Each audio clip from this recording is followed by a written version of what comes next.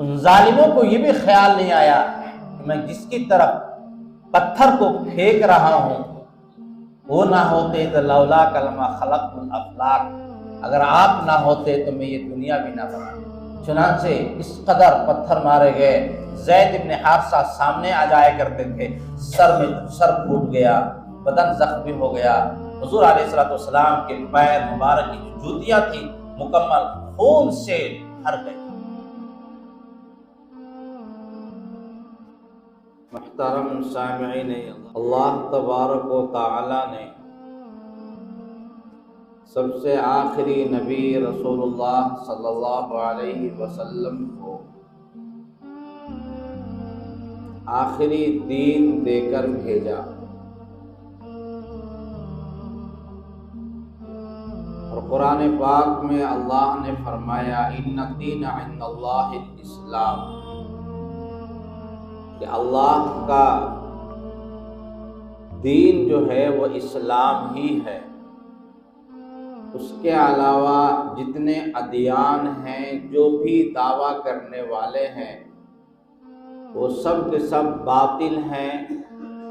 وَمَن يَبْتَغِي غَيْرَ الْإِسْلَامِ دِينًا فَلَن يُقْبَلَ مِنْهُ، جو اسلام کے علاوہ کسی اور دین کو تلاش کرے گا وہ ہرگز قبول نہیں کیا جائے گا۔ اسی دعوت کو رسول اللہ صلی اللہ علیہ وسلم نے لوگوں کے سامنے پیش کیا۔ اس پیش کرنے کے بعد آزمائشوں کا دور شروع ہوا، اور آپ نے سیرت کی کتاب میں پڑھا ہوگا یا سنا ہوگا کہ پورا علاقہ، پورا مکہ، حتیٰ کہ اپنے خاندان والے بھی مخالف ہو گئے، جان کے در پہ ہو گئے۔ اور ایک وقت ایسا آیا کہ تمام لوگوں نے یہ عہد کیا کہ محمد رسول اللہ صلی اللہ علیہ وسلم اور ان کے ایمان لانے والے اور ان کا ساتھ دینے والے ان تمام لوگوں کا بائیکاٹ کیا جائے، نہ ان سے شادی بیاہ کا معاملہ ہو، نہ کھانے پینے کا معاملہ ہو، نہ خرید و فروخت کا معاملہ ہو۔ چنانچہ 3 سال تک نبی علیہ السلام اور صحابہ جو اس وقت ایمان لائے تھے، اور بنو ہاشم جو ایمان نہیں بھی لائے تھے لیکن خاندان کی بنیاد پر، اور حضور کے چچا ابو طالب، یہ تمام کے تمام لوگ شعب ابی طالب میں جا کر کے ایک گھاٹی ہے وہاں رہنے لگ گئے۔ ایک گھاٹی ہے، وہاں کوئی مکان نہیں ہے، کوئی چھت نہیں ہے، نہ کھانے پینے کا سامان ہے، کچھ بھی نہیں ہے۔ آپ ہم بیان تو کر سکتے ہیں لیکن ان حالات کا اگر تنہائی میں انسان تصور کرے کہ اگر ہمیں کوئی میدان میں رہنے کے لیے کہہ دیا جائے 2 دن، کہ نہ اوپر سے چھت ہمارے پاس ہو، نہ پانی پینے کا میرے پاس ہو، نہ کھانے کا کوئی سامان ہو، نہ ہم سے کوئی بات چیت کرے، تو ہمارے لیے لگتا ہے کہ 24 گھنٹہ گزارنا مشکل ہو جائے گا۔ 3 سال تک صحابہ نے وہاں گزارا۔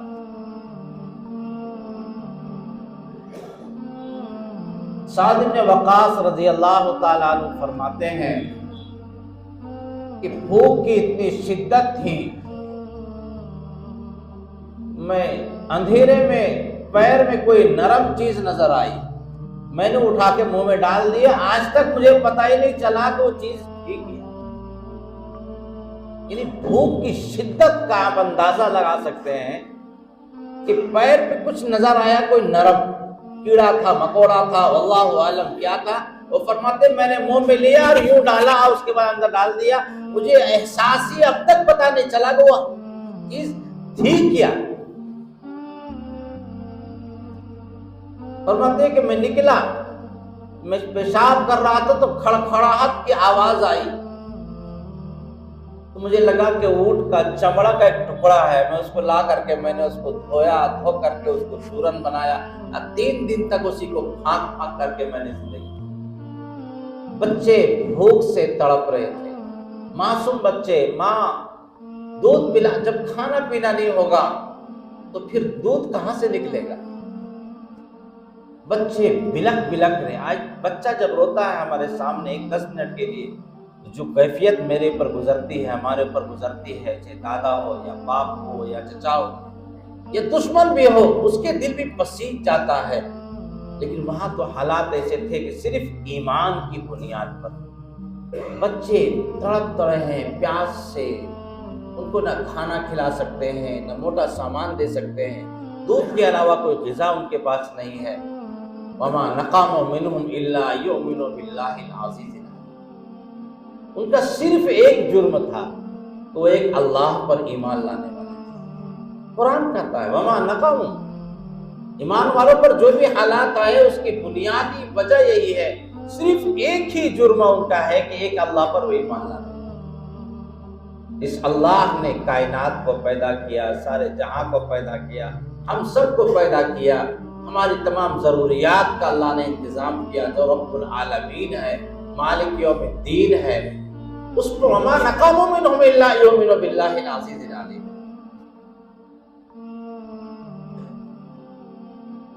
تین سال کے بعد پھر کچھ لوگوں کے دلوں میں نرمی آئی، انہی کے خاندان جو رشتہ دار کے لوگ تھے، ان لوگوں نے کہا یہ بہت غلط ہو رہا ہے، ہم سب کھانا کھا رہے ہیں، وہ سب تڑپ رہے ہیں، پریشان ہیں، ایسا کرتے ہیں۔ ان لوگوں نے معاہدہ لکھا تھا،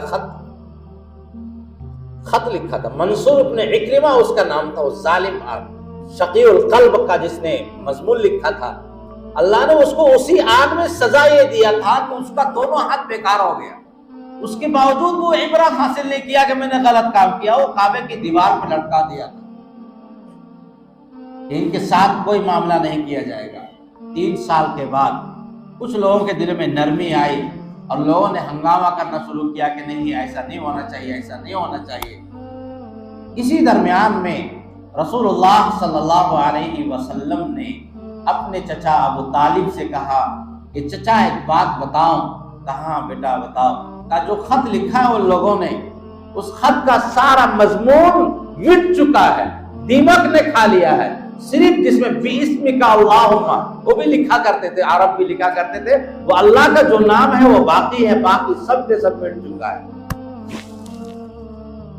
ابو طالب ابو جہل کے پاس آیا اور کہا کہ میرے بھتیجے نے ایک بات کہی ہے اور وہ کبھی جھوٹ نہیں بولتا ہے اور مجھے یقین ہے وہ سچ ہے، اگر وہ غلط نکلا میں تجھے محمد کو تمہارے حوالے کر دوں گا، تم چاہے ان کو شہید کر دو، قتل کر دو، مجھے کوئی پرواہ نہیں۔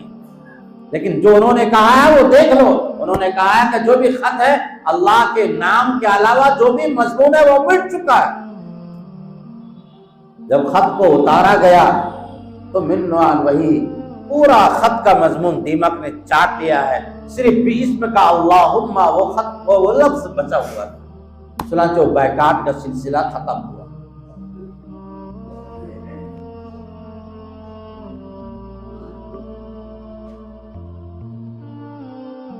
یہ تو حالات آئے، اس کے بعد 2-4 دن کے بعد ہی جو حضور کے چچا تھے، جو سرپرست تھے، ان کا انتقال ہو گیا۔ ایک سہارا دنیاوی اسباب کے اعتبار سے جو بالکل سینہ سپر کھڑے رہتے تھے کہ جب تک میری جان میں جان ہے کوئی میرے بھتیجے کے سامنے آ نہیں سکتا۔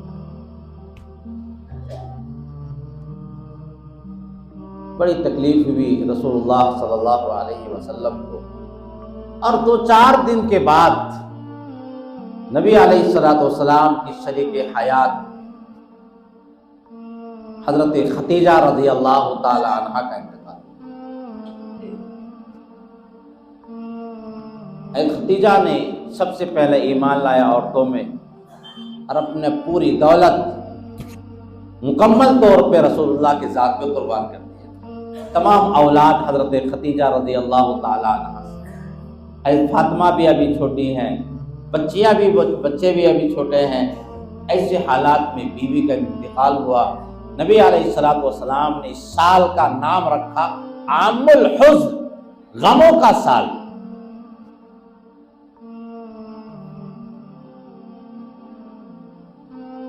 جب ابو طالب کا انتقال ہوا، مکہ والوں کی مشقتیں اور بڑھ گئی، پریشان کرنا اور بڑھ گیا، تو نبی علیہ الصلوۃ والسلام طائف چلے گئے۔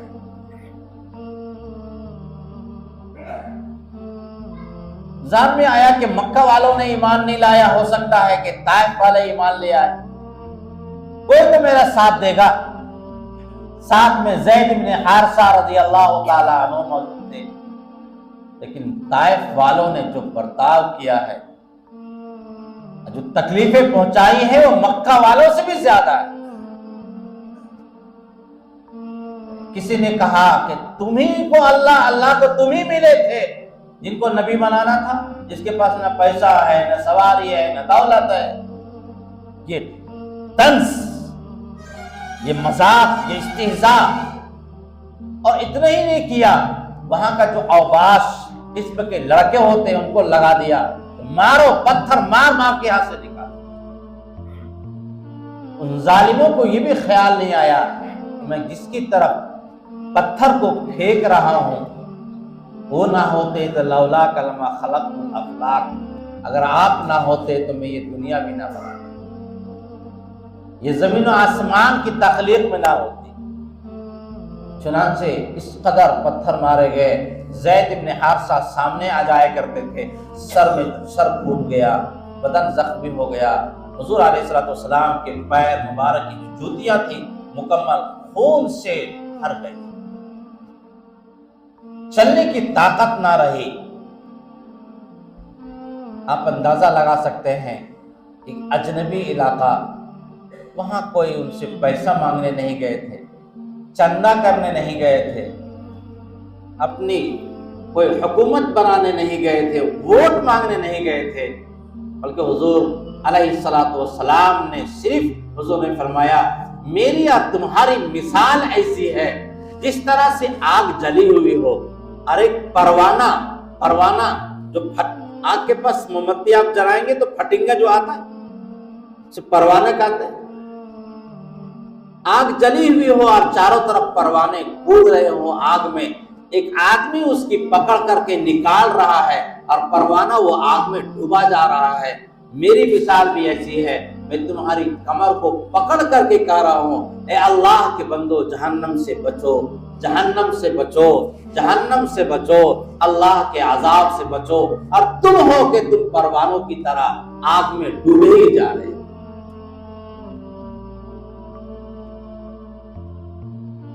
جب ساری مشقتیں حد پار کر گئی، اللہ کو اپنے پیارے حبیب کو جتنا آزمانا تھا وہ آزمایا۔ اس کے بعد جب دیکھا کہ دنیا والوں نے کوئی ساتھ نہ دیا، تو اپنے حبیب صلی اللہ علیہ وسلم کو اپنے پاس بلایا، جسے آپ نے سنا ہوگا، اسے کہتے ہیں معراج۔ معراج کے معنی ہے سیڑھی، معراج عربی کا لفظ ہے، اس کا معنی ہے سیڑھی۔ مسجد حرام سے لے کر کے بیت المقدس تک یہ جو سفر ہوا ہے، یہ ہوا ہے براق پر۔ براق ایک جانور ہے جنت کا جو کھچر سے کچھ بڑا اور گدھے سے کچھ چھوٹا جانور ہے۔ اللہ نے اس کو اتنی تیز روشنی عطا فرمائی ہے اور چال عطا فرمائی ہے کہ جہاں تک اس کی نگاہ پہنچتی ہے اس کا پہلا قدم ہوتا ہے۔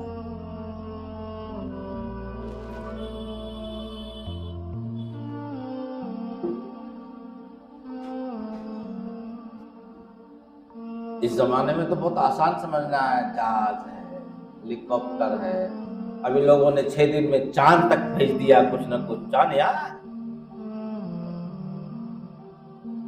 جب انسان ایسی سی مشینیں بنا سکتا ہے تو جس رب کے نے ہم کو دماغ دیا ہے، اس رب کے پاس ایسے جانور نہیں۔ نبی علیہ الصلوۃ والسلام فرماتے ہیں کہ میں رات میں سویا ہوا تھا، اچانک چھت پھٹی اور فرشتے آئے، جبرائیل آئے، آدھی نیند میں تھا، بین النوم والیقظہ، ہوتا ہے انسان آدھا سویا ہوا ہو اور آدھا جاگا ہوا ہو، جگایا اور لے کر کے مسجد حرام میں چلے گئے، تو نیند آ رہی تھی، پھر میں سو گیا، فرشتے آئے اور سینہ کو چاک کیا، آپریشن۔ یہ شق صدر 4 مرتبہ ہوا، ایک بچپن میں ہوا دودھ پینے کے زمانے میں، پھر ایک 10 سال کی عمر میں، پھر ایک نبوت کے وقت میں، ایک معراج کے وقت میں۔ شق صدر، سینہ کا چاک کرنا، سینہ کو چاک کیا، دل کو نکالا اور اسے زمزم کے پانی سے اسے دھویا، اور اللہ نے اس میں علم و حکمت اور نور کو بھرا، اس کے بعد پھر فرشتوں نے اسے سیکھ دیا۔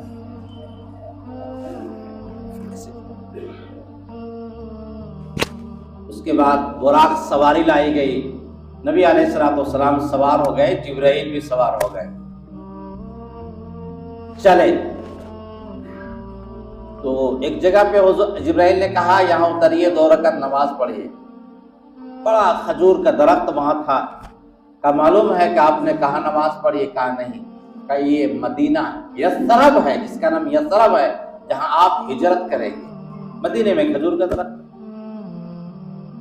پھر چلے، کہا اتریے نماز پڑھیے، 2 رکعت نماز پڑھی، کہا کہ پتہ ہے آپ نے کہاں نماز پڑھی، کہا نہیں، کہا یہ کوہ طور ہے جہاں اللہ تبارک و تعالیٰ نے موسیٰ علیہ السلام سے گفتگو فرمائی، کہا چلیے اتریے، 2 رکعت نماز پڑھیے، کہا معلوم ہے کون جگہ، کہا نہیں، کہا یہ بیت اللحم ہے، بیت المقدس کے قریب جو جگہ ہے جہاں عیسیٰ علیہ السلام کی ولادت ہوئی۔ یہ رات کا سفر ہے، رات کا۔ راستے میں ایک بوڑھی عورت نظر آئی، حضور کو اپنی طرف آواز دے رہی تھی، جبرائیل نے کہا چلتے رہیے۔ کچھ دیر کے بعد گئے، دیکھا ایک بوڑھا ہے جو اپنی طرف بلا رہا، کہ ادھر آئیے، کہا چلتے رہیے، جواب نہیں دینا ہے۔ آگے فرمایا کو جو بوڑھی عورت تھی وہ دنیا مثالی شکل میں اللہ نے آپ کو دکھایا تھا کہ دنیا کی اتنی ہی عمر بچی ہوئی ہے جتنی بوڑھی عورت کی عمر بچی ہوئی ہے، اور اب جو بوڑھا تھا وہ شیطان تھا۔ آگے گئے تو ایک جماعت نظر آئی، سب نے سلام کیا، السلام علیکہ یا اولو، السلام علیکہ یا آخرو، سلام ہو جو سب سے پہلے بھی نبی ہیں، سب سے آخر بھی۔ سفر کرتے کرتے بیت المقدس میں پہنچے۔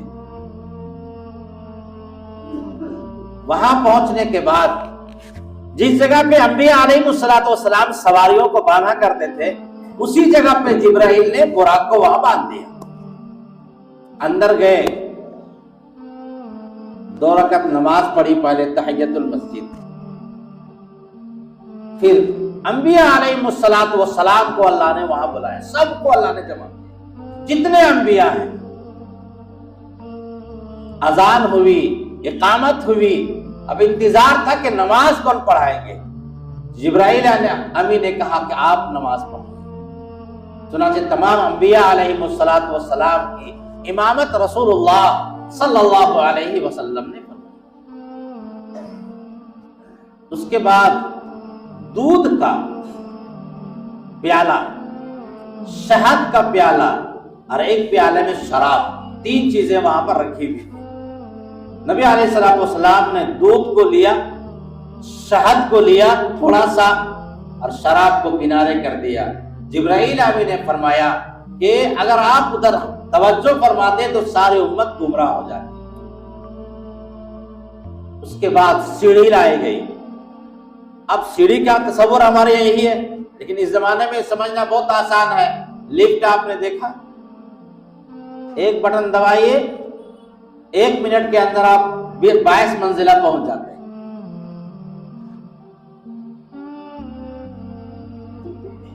پچاس منزلہ انسان پہنچ جاتا ہے۔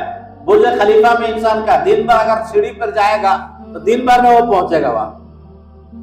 لفٹ کا سسٹم ہے، تو اللہ تبارک و تعالیٰ نے جو سیڑھی لگائی اسی طرح سے بٹن دبایا پہنچ گئے۔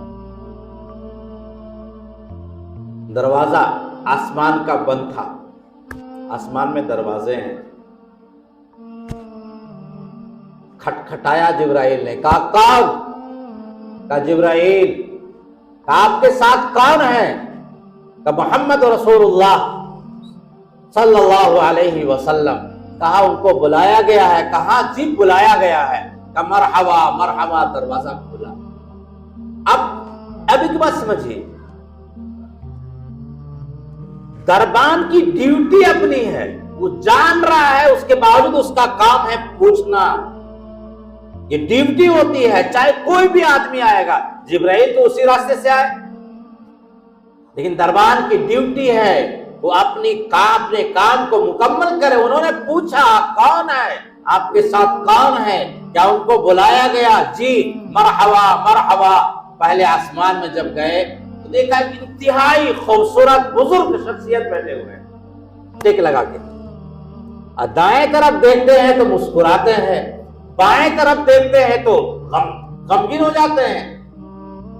جبرائیل علیہ السلام نے فرمایا کہ سلام کیجیے، السلام علیکم۔ انہوں نے جواب دیا وعلیکم السلام ورحمۃ اللہ، مرحبا بالابن الصالح والنبی الصالح، خوش آمدید بیٹا، خوش آمدید۔ کہ یہ آدم علیہ السلام، کہ یہ دائیں طرف مسکراتے ہیں اور بائیں طرف دیکھ کے غمزدہ ہوتے ہیں۔ کہ دائیں طرف یہ جنتی اولاد اور بائیں طرف جہنمی اولاد۔ جب جنتی اولاد کو دیکھتے ہیں تو خوش ہوتے ہیں، اور جہنمی اولاد کی طرف نظر پڑتی ہے تو غمزدہ ہوتے ہیں۔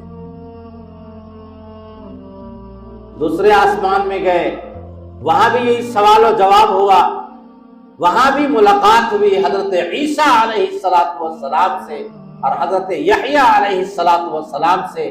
عیسیٰ علیہ السلام کے بارے میں ہم سب کا عقیدہ، پورے امت مسلمہ کا عقیدہ ہے کہ اللہ نے ان کو اٹھایا ہے حیات کی حالت میں، اور قرب قیامت میں وہ دوبارہ دنیا میں تشریف لائیں گے۔ وما قتلوہ وما صلبوہ ولکن شبہ لہم۔ یہود یہ کہتے ہیں کہ ہم نے عیسیٰ علیہ السلام کو قتل کر دیا، پھانسی پہ چڑھا دیا۔ اللہ کہتا ہے نہ انہوں نے قتل کیا، نہ انہوں نے ان کو پھانسی پہ چڑھایا، بل رفعہ اللہ، بلکہ اللہ نے ان کو آسمان پہ بلا لیا۔